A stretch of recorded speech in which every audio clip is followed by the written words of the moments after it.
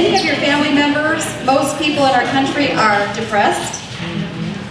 They suffer from a lot of anxiety, hopelessness, they're restless, they're unfulfilled, they're dysfunctional, they're searching for something more, they're trying to be like everyone else because that seems to be working so well, trying to be like everybody else, thinking that's the answer. Everyone else is saying, be tolerant, and don't have any rules, there are no lines or boundaries, this is going to work fabulous, everything should be neutral. They've all embraced gray. And no one is happy. Have you noticed that? Like, no one is happy embracing gray. It's not leading to joy or peace or life. And the Lord is calling you and I. The Lord is calling you and I to be pops of color. He is calling us to be pops of color in a dark, lost, and gray world. Can you catch the vision of that? Standing out. Being different. We don't dare to be different. No, I don't want to be viewed as different. Maybe we should be viewed as different. Maybe the world is hungry for us to actually show something different because what everyone else is doing is not working. It's not leading to peace and life and joy. It's leading to anxiety and dysfunction and hopelessness. And so why are we so afraid of being a little bit different? I'm going to encourage us throughout the evening to become different, to stand out, to represent something different, to be pops of color.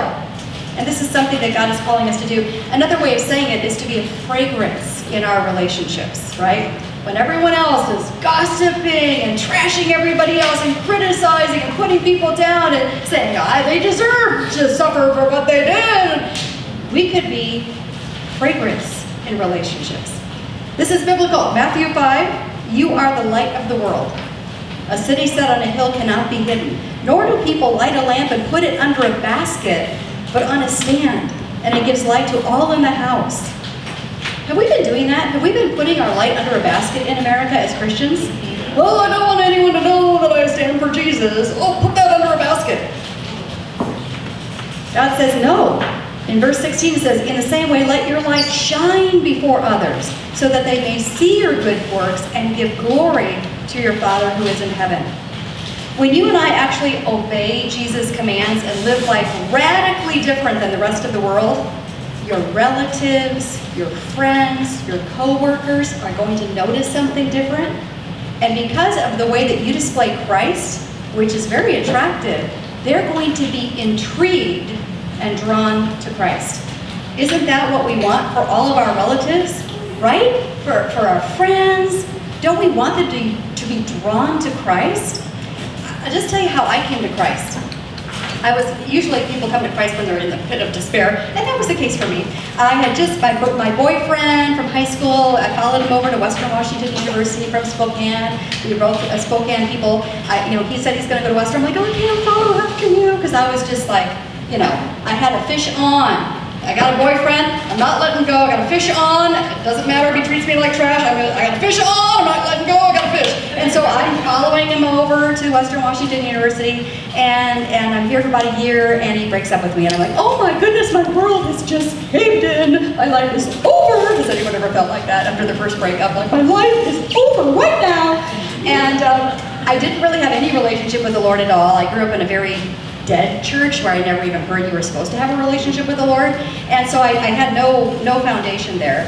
And as I'm just kind of in this pit of despair, my boyfriend's roommate sat with me, I think we were having coffee or whatever, and he sat with me and he's just being very calm and he's just kind of trying to be a little encouraging. And he was really a nice guy. And at one point, during our little coffee time where he was trying to encourage me, I thought he was sleeping because his eyes were closed. And I'm kind of like offended because am I that boring? Apparently this is why my boyfriend broke up with me. Apparently I'm boring. I put him to sleep. But then his eyes came back open again, and I said something about how I must be boring. And he goes, no, I was just talking to God. And I'm like, well, this is weird. Who does that? Especially in the middle of a conversation. And so I started asking questions. And he said, and he was very, he wasn't pushy at all, but he just said, well, I have a relationship with Jesus. What are you talking about? What is this relationship with Jesus business? And I was intrigued because he was such a nice man. He was so kind and compassionate, and he seemed to have something that was very I mean, you could just see the peacefulness on his face, and it was intriguing. And that's all it took. That's all it took, is someone to reflect Christ back to me. And then he invited me to church, and I was like, well, I think I will check this out, because I kind of like what he has. And that's all it took. Someone being a reflection of Christ to me. Some of you have similar stories of someone making an impact, whether it was your grandmother or your mother or your dad or a friend or a coworker who reflected Christ to you.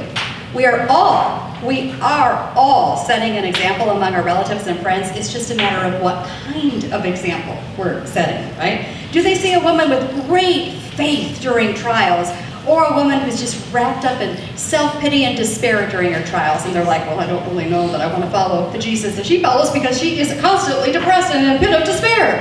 Or do they see a woman who has kind of mysterious peace and joy during challenges? That's intriguing. Instead of a woman, who's like puckered up with resentment and bites everyone's head off, like, which do they see during the trials? Do they see someone with kind of mysterious joy and peace during her trials?